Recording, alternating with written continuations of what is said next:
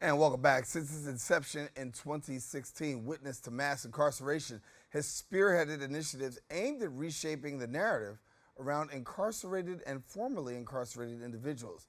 Their efforts encompass documentation, leadership training, and advocacy to enhance safety within correctional facilities and support successful reentry into society. Joining me now and sharing his point of view on the matter, I am joined by the founder and executive director of Witness to Mass Incarceration, I should say, Evie Litwok, and thank you so much for joining us here and being with us. I said he, I should say she. Forgive me, I'm already off to the wrong foot, but Evie, glad to have you with us. Okay, nice to be here, and thanks for inviting me. No, thank you. Listen, when we talk about mass incarceration, it is still something that in the year 2024 we're still discussing. Numbers continue to rise, and people are questioning, really, how can we get around this thing of mass incarceration that particularly affects communities of color? Well, I don't think we can get around the issue of mass incarceration. I think that what we have to do is work towards stopping the cycle of reincarceration, which I think would make a great deal of difference. And one of the problems that we face is that when people are released from prison, as I was 10 years ago, I remained homeless and penniless for 16 months because although there are resources for us, those resources tend to be very transactional, and they don't provide a path to rebuilding your life. So one of the things that I believe we all should be focusing on is helping people to earn a living, because if they can earn a living, they can they can be housed, and they can be food secure. And I think once that happens, we break part of the cycle. It doesn't deal with the entire question, but it deals with part of the cycle. Well, when you talk to those who've been incarcerated, one of the things that we hear is recidivism's enemy is the fact of access to opportunity. Sometimes opportunities are not readily available, resources not readily available. For you, can you describe your experience and the experience of others who really find themselves trying to navigate and say, I want to reintegrate into society, but sometimes I just don't have all that I need? So yeah, I went to prison at age 60, having had 30 years of work history, including 12 on Wall Street and 10 running nonprofits. So I expected to be able to get at least an entry level job somewhere. Sent out 200 applications, received no response. And the only job I was able to get in the 16 months was with, honestly, the Gap, where I had to stand on my feet all day.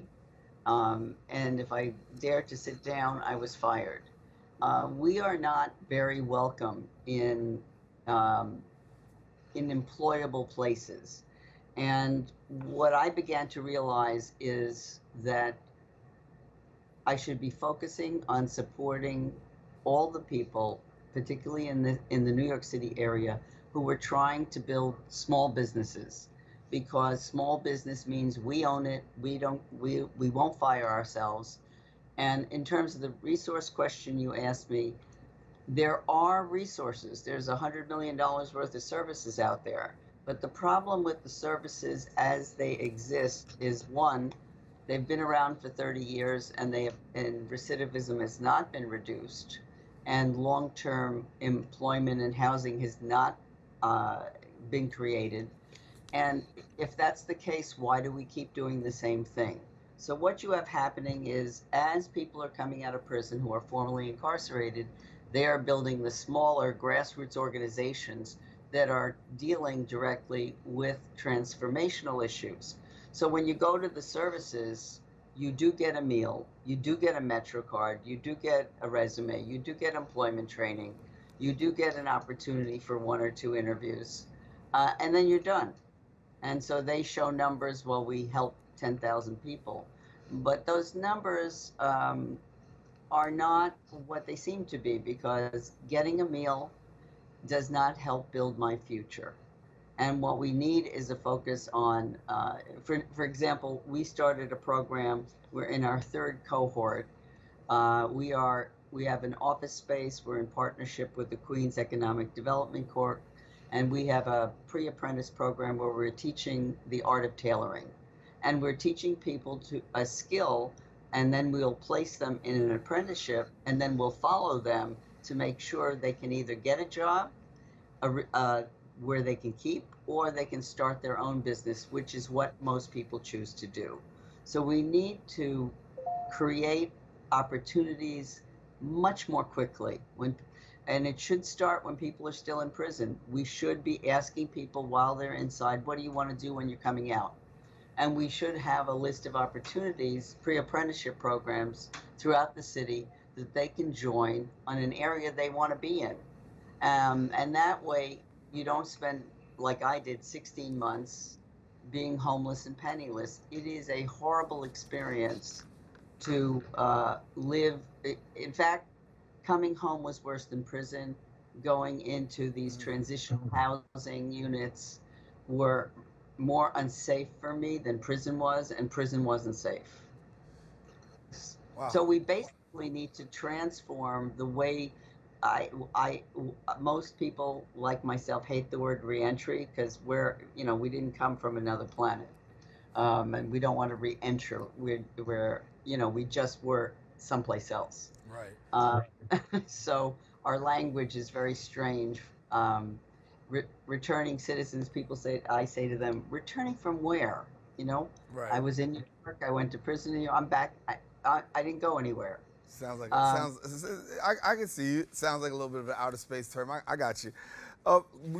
You referenced incarceration, confinement. Talk to us. Take us behind the walls for those who have never been. What does it look like today? What are the conditions of confinement for those who are subject to be there? Well, I will talk about my two main concerns. Number one, extreme weather and natural disasters. There is an intersection between climate change and mass incarceration that doesn't often get talked about. Right now, people who are sitting in, and prisons are not air conditioned. Prisons, as an example, in Texas, prisons are not, now they have about 20% air conditioned. Prisons aren't air conditioned, so people if it's 100 degrees or 110 degrees outside, it's 120 inside. It's not breathable, and people are dying, and it's not being reported. Uh, the pigs that they raise at those same Texas prisons are in air conditioning, which I approve of since I love animals. But as the weather gets worse, as we're dealing with the heat, people in Rikers are baking. They are probably dealing with heat exhaustion, heat stroke, and those conditions can lead to you becoming delirious. But another important point, if you're sitting in 100-degree temperature and you're taking psychotropic medications or you're taking antidepressants, the combination of heat and those medications lead to aggressive behavior, among other things. And in prison, if you unintentionally are aggressive, not due to anything you didn't start a fight, you will get put in solitary. So these conditions are horrendous for people across the country. The second issue, which even though the Congress passed the Prison Rape Elimination Act in 2003, on 20 years later, we are dealing with the highest level of sexual violence, particularly in women's prisons. That it hasn't stopped because people are not held accountable for their behavior, and behind the wall you can basically do anything you want without consequence. That's pretty intense when you think about the fact that, little Oh, consequences. and I mean, also when if you think of Rikers locally, uh, it is it, when I as far as jails go, it is outrageous to keep people in jail who have not been convicted of a crime. It's outrageous. Arrest doesn't mean you're guilty, and the issue of letting people come out, particularly during this heat. The other end of the issue is we have people incarcerated in our jails and prisons who have dementia and Alzheimer's. And even though on the books you have the compassionate release, and on the books you have commutations and pardons and clemency, um, you, you only do 1,000 when 14,000 people who are eligible apply. Let people out of prison. And my fear is that with all the passage of laws, particularly in the South, and right now, as we sit here, billion-dollar businesses are being built all over different parts of the country. And I have to ask the question, are they going to incarcerate women who have miscarriages, accusing them of trying to have abortions? And the answer is already yes. So going forward, I think we're going to look at a doubling of mass incarceration if things continue to go as is. We are facing a depending on the outcome of the election, and even not depending on the outcome of the election, individual states are criminalizing behaviors, every kind of behavior, and it impacts women, it impacts minorities. And I fear that we will not have 2.3 million, but 5 million people within the next couple of years in prison, should the outcome of this election be a certain way. Advocacy. That's got to be the name of the game, right? Advocacy, civic engagement, and awareness. Have you been able to get the message out, sharing with people within community, the difficulties, the things that you're addressing right here? What's it been like for you? So one out of every 4 formerly incarcerated people are actually registered to vote, and less than that vote. And many people who you talk to and who are intelligent will say, I'm not voting for the people that put me in prison. And even if you point out to them that there are carceral positions like sheriffs and district attorneys and go down the list, judges, and also there are ballot initiatives, which, like in Florida, trying to get people the right to vote, even though DeSantis pulled that back. There are ballot initiatives that can be helpful. We are a tough community. However, there are 80 million people who've been convicted of a crime, and not all of them went to prison. But we represent a potential voting bloc that would be very significant, but we are not a voting bloc. We are every state, every activist I know is attempting to get people to register to vote and get them out to vote, but it is a big struggle. Yeah. Well, given the fact that we have a former president right now that has been convicted on 34 counts, yet still has the ability to vote in the state of Florida, you have a lot of people who are saying, when it comes to voters' rights, that this should be considered for all persons, given the fact that if you're a felon and you have the right to vote in Florida and run for the highest office in the land, the people who are incarcerated should be afforded a second chance and equal opportunity to be able to have a say in the community in which they've also done some injustice. Yes, but they have to want to have a say. It's very hard to rebuild your life at the same time as getting civically engaged. I'm a small nonprofit that's still I've been out of prison 10 years. The nonprofit's been open a number of years. We are not the people that are getting funding. Mass incarceration is not an issue people want to fund right now. The level of individual donors has drastically been reduced, not just for me, but for all the people I know in New York.